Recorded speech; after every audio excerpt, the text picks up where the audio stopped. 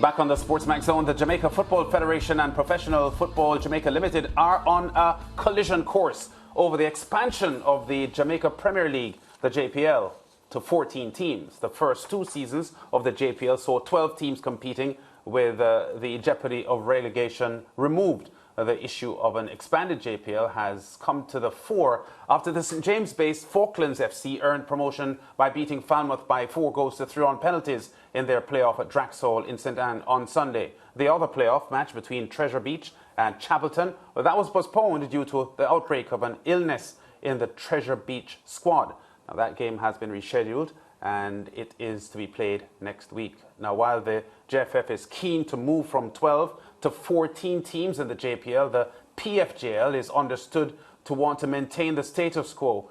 To make the case for expansion, we are pleased to be joined by the Vice President in charge of operations at the Jamaica Football Federation, Raymond Anderson. Ray, welcome to the Zone. Great to have you on. Good afternoon, and good afternoon to your listener, and thanks for having me. All right, can we start here?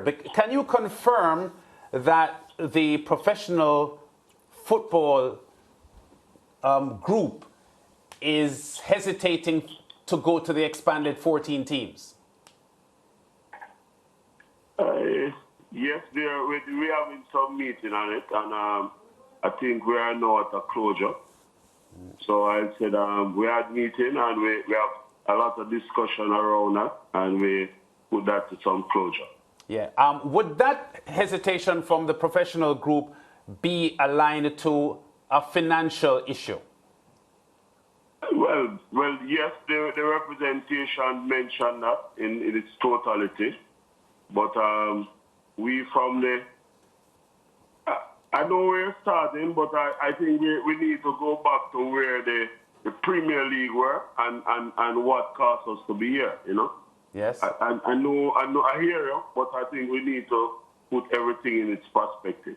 Yeah, well, go ahead and do that then. Yeah, the perspective, we know that you mentioned earlier about COVID and lockdown, etc., where we were at then, 2020. And they made representation to the JFF, the league, and no relegation.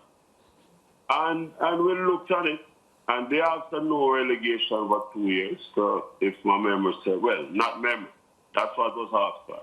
Yes. And the board and its committees, which include competition and technical, looked at it and advised the board accordingly. And the board at one stage, I think, was hesitant to look at no relegation.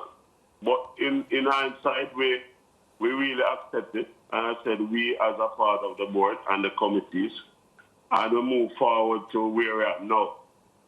You know, so it wasn't something that we hide and really asked somebody to increase. It was on the book from 2020 that we're going to reach right here. So I really understand also from the PFJL side in terms of really the monetizing and the whole financial side of it. But you'll understand that we, from the JFF, have to look at the football in its totality, which include developmental side also. So that's where we're at now. Yeah, so the JFF, based on the posture that you have on this issue, is completely comfortable with a 14-team top flight, because there are several other countries in the world who do not have a top flight league with more than 12 teams. Scotland, for instance, has a 12-team premiership. You are comfortable that 14 teams is sustainable for a top flight in Jamaica's football? So I won't use the word comfortable, because if you might ask, we might be at it.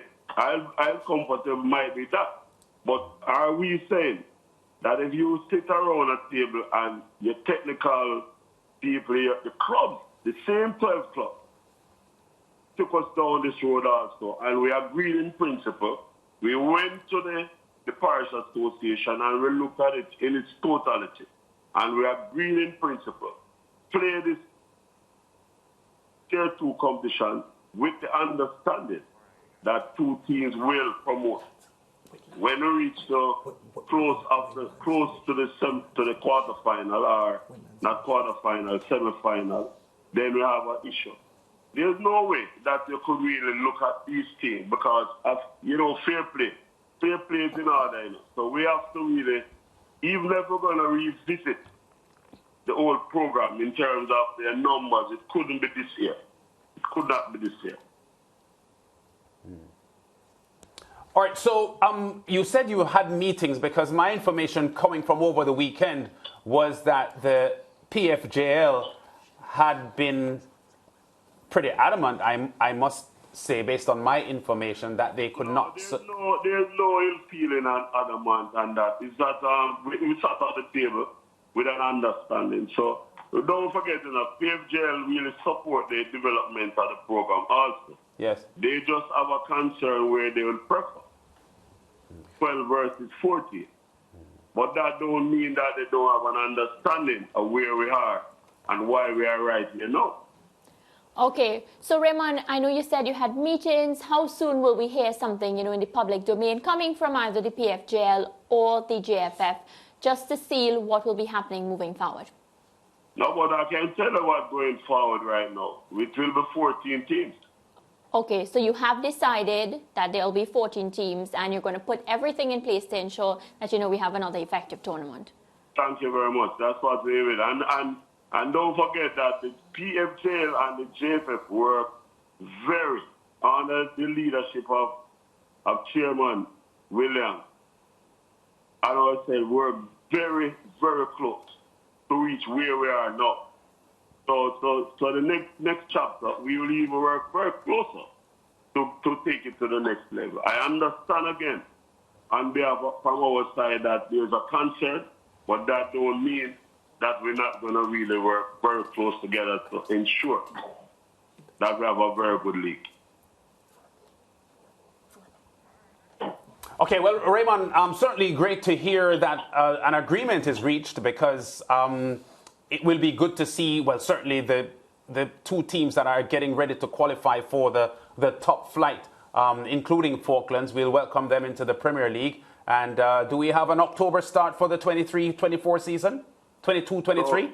So we also have a discussion on that. Yes. For the October start. Yes. But I just want to use this opportunity to congratulate Falkland so far. Yes. And hope that we have a very good game tomorrow. I heard they said something like next week. But the game, the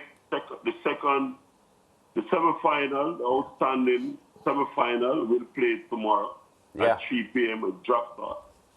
That's between Chapelton and Treasure Beach. Okay, Yeah. Raymond Anderson, thanks for talking to us. And we look forward to having more discussions as we get closer to the new season. Yes, man. Thanks also, and we'll have a lot more. Yeah.